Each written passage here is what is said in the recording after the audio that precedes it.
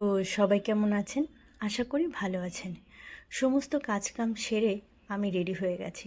আমার ঘরে ছোট বড় যাই অনুষ্ঠান থাকুক, আমি কাজকাম সব করে রান্নাবান্না করে ঠিক একটু রেডি হয়ে যাই। তাতে কষ্টটা কম হয় আর একটু ফ্রেশ লাগে নিজেকে। খুব ভালো লাগে। সকাল 7টা আমি কিচেনে এই রান্নাবান্না করছি, কিছু ভাজা আর অনেক কিছু রান্না। সেগুলো তো আপনাদেরকে দেখাবো। এখানে করেছি 5 রকমের ভাজা আর করেছি চিকেনের রোস্ট। কি সুন্দর লাগছে দেখতে না?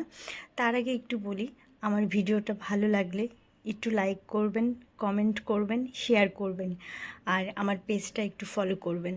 এখানে পোলাও করেছি আর এই তো চিকেন রোস্টার উপরে একটু করে বেরেস্তা দিয়েছি, ভালো লাগে। আজকে আমার বাচ্চার জন্মদিন, তো সেই উপলক্ষে। আর তারপরে একটু রেডি হলে কত ভালো লাগে। তো যাই হোক, এখানে বাবুর খাবার বেড়ে নিয়েছি, ওকে পায়েস দিয়েছি, জল দিয়েছি, মাংস দিয়েছি আর ওর প্লেটটা এভাবে সাজিয়েছি আমি। খুব ভালো লাগছে দেখতে।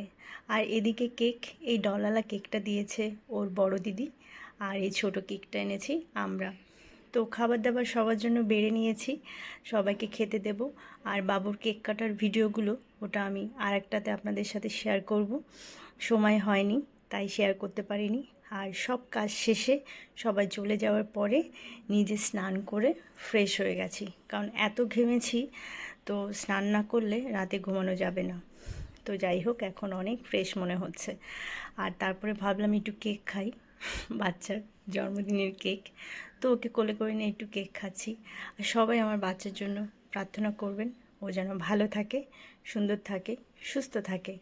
আর আপনারা সবাই ভালো থাকবেন, সুন্দর থাকবেন, সুস্থ থাকবেন।